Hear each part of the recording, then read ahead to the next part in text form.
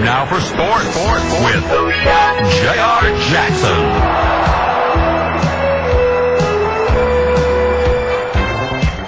All right, well, we got a real sports doozy today, man. End of the Lakers-Spurs game. Derek Fisher runs into Brent Barry. They're down by 2. Brent Barry appears to be shooting. At some point, does shoot. And was it a foul or was it not? We want to show it to you. Have you make up your own mind, except for the fact that I'm going to tell you right now, it was definitely a foul. All right, so, JR, we will get to what you think in a second, but first let's watch it. So here it is. And, when I caught the ball. And boom, he comes on his head, basically with an elbow from the sky. I've never seen a clearer foul in my entire life. Watch, he's up in the air, boom, runs into it. Boom, runs into it. All right, and a foul was not called. No foul shots. Spurs were down by 2. Lakers win the game. J.R. Jackson, foul or not foul? That was a foul. Now, the situation is, though, that happens all the time. You pump fake and you get a player in the air. Now, what normally is what happens is you get your pump fake and the player jumps, and you lean into him. You shoot, and then it's all obvious. Your arms go flailing, the ball comes out, and you're gonna get your foul shots every time. 2 seconds left, 2.1 seconds, I believe, were left in the game last night, and a lot of times I feel like officials want to swallow their whistles at the end of the game because they don't want to decide the game, quote unquote, decide the game for the team. The thing that Brent Barry didn't do was go ahead and shoot right away. He got bumped, and he stayed planted and decided to take another dribble to the side before he threw up the wild shot. That is exactly right. Now, I would say that is not a shooting foul. I would say he was still dribbling. But just the fact that it's not a shooting foul doesn't mean it's not a foul. He, bam, runs right into him, right?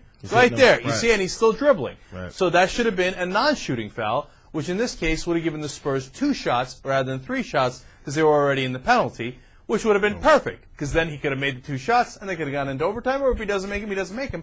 But besides which, forget the drama for a second and deciding the game or not deciding the game. The reality is he got fouled. He got fouled. In some kind of way he got fouled. And really, and when it comes as far as as far as the line of it was on the floor, the foul was on the floor, so it wouldn't have been a shooting foul.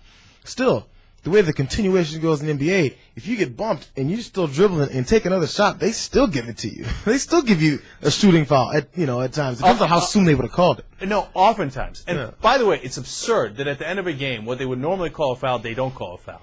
Then you are deciding the game by having different rules at the end of the game.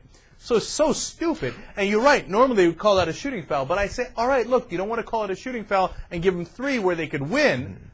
Okay, fine, but at least call it a non-shooting foul. Yeah, outside of the criticisms that come, it's been that, first of all, the original was that Brent Barry didn't sell it enough. He didn't lean into him. He didn't get him going.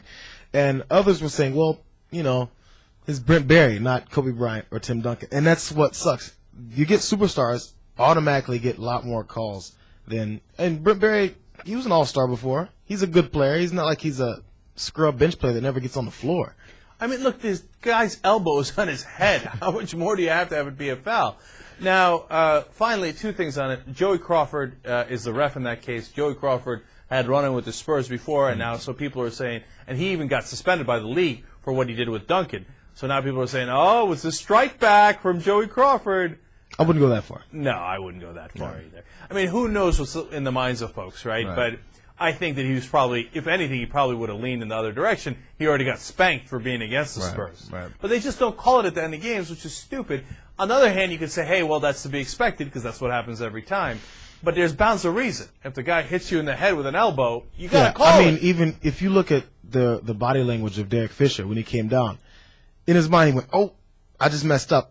And he's thinking, you can tell the body language when a player knows he just fouled someone. They tense up and they go, oh, please don't call that. And final thing on it for me is, look, why do they call fouls in the NBA in the first place? If you prevent the shot. And Derek Fisher prevented a normal, decent shot by fouling the crap out of him. And so he's threw up that ugly piece of thing that, bricked off the backboard. That's why you called a foul, because you didn't allow the guy to get a normal shot off.